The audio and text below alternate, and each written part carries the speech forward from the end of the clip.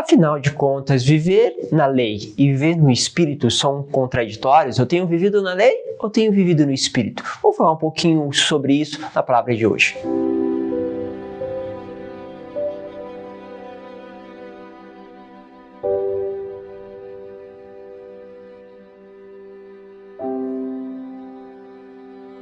Em nome do Pai, do Filho e do Espírito Santo. Amém. Que bom ter a tua presença mais uma vez. Vamos juntos nesse itinerário espiritual com a palavra de Deus. Hoje quero pegar com vocês a palavra que está na carta de São Paulo aos Coríntios, a segunda carta, capítulo 3, versículo 4 ao 11. Diz assim: Irmãos, é por Cristo que temos tal confiança perante Deus, não porque sejamos capazes por nós mesmos de ter algum pensamento como de nós mesmos, mas essa nossa capacidade vem de Deus. Ou seja, eu não sou suficiente, eu preciso de ajuda, eu tenho um Deus que me dá capacidade para poder realizar as coisas. Lembra de ontem, onde eu falava isso? Se você é convidado, então perceba que Deus está te convidando. Mas eu não tenho dom, não tenho capacidade. Deixe que Deus faça brilhar a luz dele. Por isso, em muitas das coisas que Deus nos faz brilhar, muitas das vezes está ali algo que a gente aparentemente não esperava, não imaginava que Deus fosse nos convidar, porque aparentemente não havia um dom específico para aquilo. Então, de repente, você vê Deus que faz brilhar essas coisas e resplandece então aquilo que ele deseja. Bom, então não deixe se abater, não deixe paralisar-se naquele pensamento: eu não tenho capacidade, eu não consigo.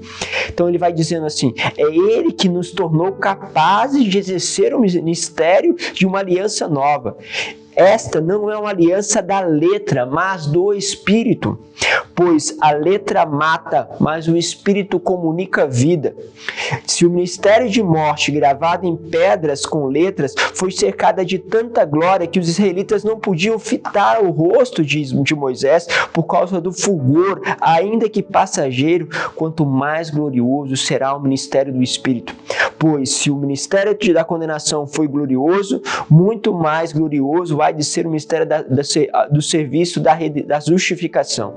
Realmente, em comparação com uma glória tão eminente, já não se pode chamar glória o que então tinha sido glorioso.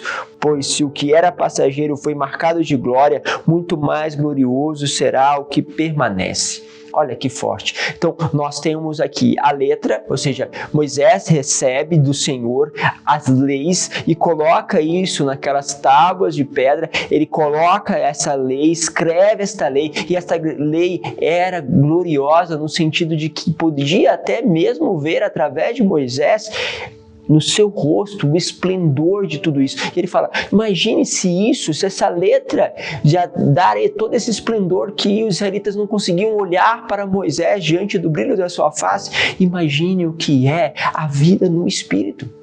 E aí nós precisamos entender o seguinte, que há uma graça, há uma glória da vivência da palavra sobre o Espírito. Ou seja, aquilo que está sendo comunicado na lei que nos justifica e que nos traz a dimensão amorosa de Deus. Por quê? Porque quando nós falamos de lei, a gente entra naquela velha história. Todo mundo já ouviu isso, principalmente aqueles que são dentro de alguma pastoral, evangelização dentro da igreja. Isso pode, isso não pode. O que pode, o que não pode. Como que é? Essa liturgia pode ou não pode? Nós ficamos nas letras. Não entendemos o Espírito. Então, quando nós falamos de castidade, dizemos pode ou não pode. Mas, meus caros, se você só para na letra, aquilo fica difícil demais. Às vezes a pessoa não consegue digerir aquilo porque ela não entende o amor de Deus quando chama a uma vivência da castidade, o quanto isso é profundo no namoro, quanto isso faz você contemplar outras belezas, quanto isso faz você se aprofundar, como é bonito viver isso justamente no noivado e depois dentro do casamento também, porque precisa também. E aí você começa a perceber a beleza de tudo isso. E alguns dizem: padre, como eu nunca percebi isso, como isso muda a minha vida, como mudou o meu relacionamento, como mudou justamente aquilo que eu pensava antes. Mas você precisou viver sobre uma dimensão do Espírito. Porque o Espírito, meus caros, não tira a regra, não abole a regra. O Espírito vivifica. Ele dá sentido mais profundo, ele traz a beleza. E quando nós vemos Cristo, nós vemos um homem cuja vivência da palavra faz brilhar, se encanta. As pessoas olham para aquilo e ficam deslumbradas. Por isso, é preciso entender a dinâmica de viver sobre a ótica do Espírito e não somente no pode ou não pode. Pode, sim, vivermos segundo o Espírito e o Espírito não contradiz a letra. Quero repetir com você.